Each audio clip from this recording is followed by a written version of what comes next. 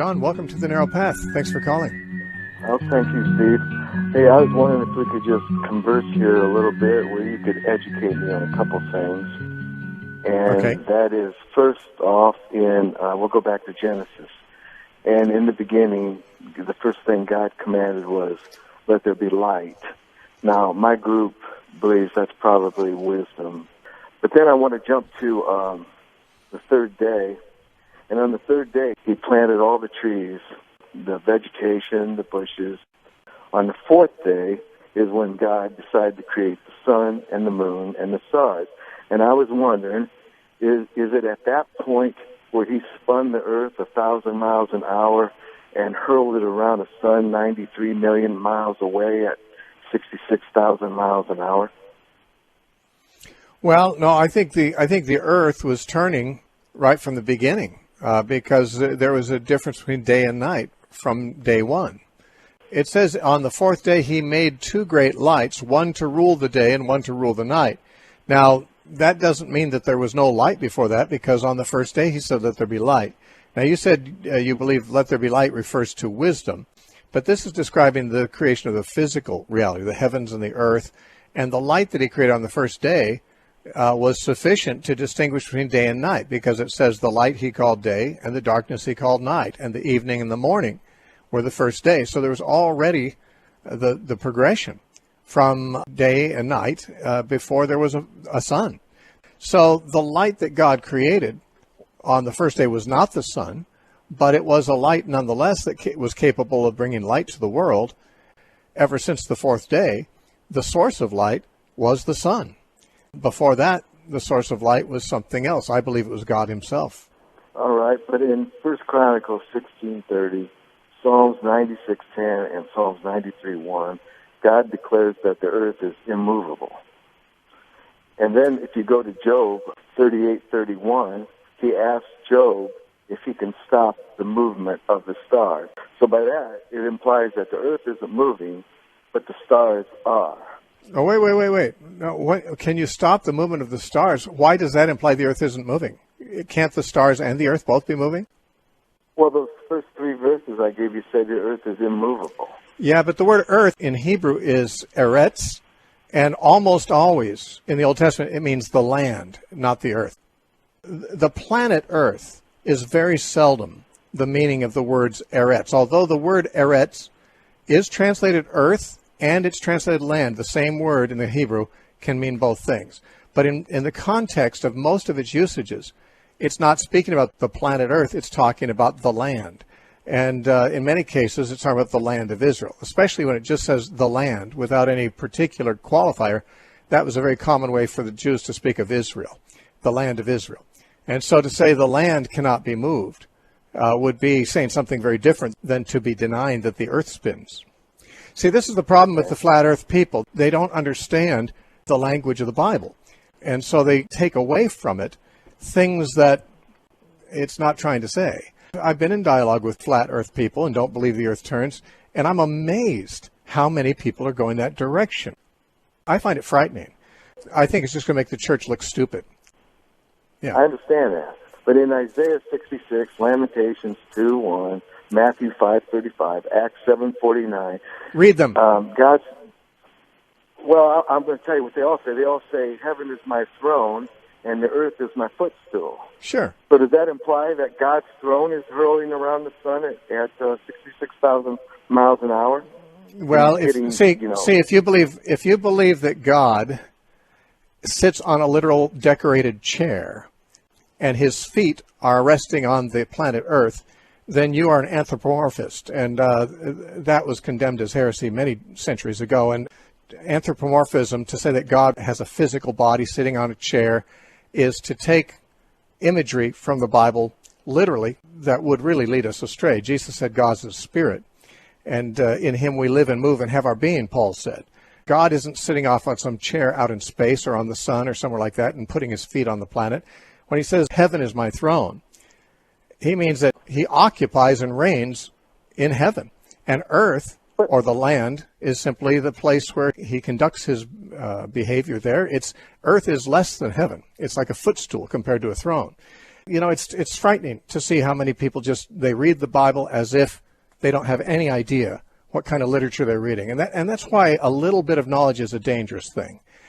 People, they have enough knowledge to read the Bible, but they don't study it enough to know what it actually means. But doesn't it say in several places that God sits on his throne, and people have even, like Ezekiel and others, have even seen him on his throne with Jesus at his right hand? Well, they've seen visions of that, yes. Yeah. Well, isn't he sitting on a throne? Well, I don't think he's literally on a throne. I don't see why a vision should be taken literally. Think of the visions in the Bible. Daniel had a vision. In it, 4 beasts came out of the sea, a lion, a bear, a leopard, and a beast with 10 horns. Okay, these are not literal. There were not really those 4 animals. One represented Babylon, one represented Media Persia, one represented Greece, and one represented the Roman Empire. This is how visions are. Visions take imagery that conveys ideas. And when people take the visions of the Bible and try to impose a literal, physical idea, they're simply going to lead themselves astray. And many people have done that, of course. But the point here is, yes, there's lots of places that use that imagery.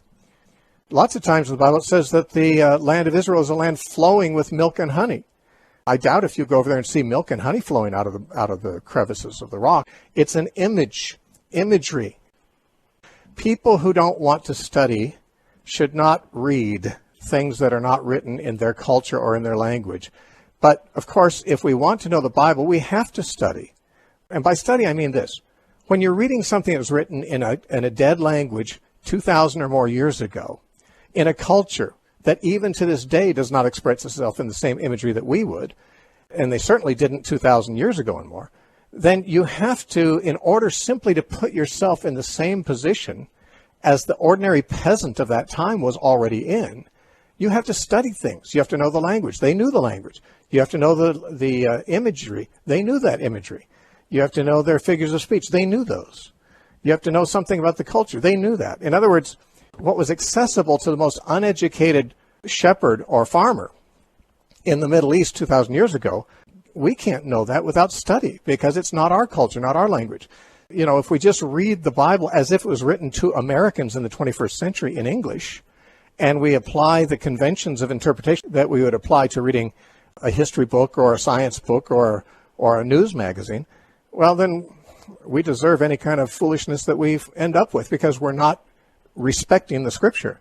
We're not giving the Scripture the attention that it deserves. We need to study it. All right. Job 38:14 says the earth is like a lump of clay pressed beneath a seal. Does that make a globe? No, it sure doesn't. And do you think the earth is literally like a piece of clay pressed against the seal? It literally says that in Job 38:14. Do you know anything about the book of Job? Are you aware that everything except chapter 1 and 2 is written in poetry? Are you aware of that? Yeah. But okay, John, let me just say this. You call me quite a few times, and sometimes you're trying to do this very same thing. I'll just say this. You can take the Bible however you want to, and you can make as much of a fool of yourself and of Christians as you choose, and it will be on your head. If you want to study the Bible responsibly, there are ways to do it. If you don't want to, and you just want to argue against it, and you don't want to know what poetry is, and you don't want to know what apocalyptic is, and you don't want to know what figures of speech are, then you are at liberty to do whatever you want. But I'm not going to be spending a lot of time with you on it here because it seems like everything I say goes off your back like water off a duck's back. Okay. Well, the only other thing I can say, Steve, it appears to me like you're more indoctrinated than educated when it comes to science. And indoctrination is the thing that scares me, and it's dangerous. Okay. Well, you be afraid of what you're afraid of. I'll be afraid of what I'm afraid of. Only I'm not really afraid, because I'm seeking to know what the Scripture says. And by the way, you don't have to know a lot about science to know what the Scripture says. But you also don't have to know a lot about science to know what shape the earth is. All you have to do is get on an airplane and go west or east and keep going the same direction, and you'll come back to the place you started. And you'll never have seen the earth disappear under your feet.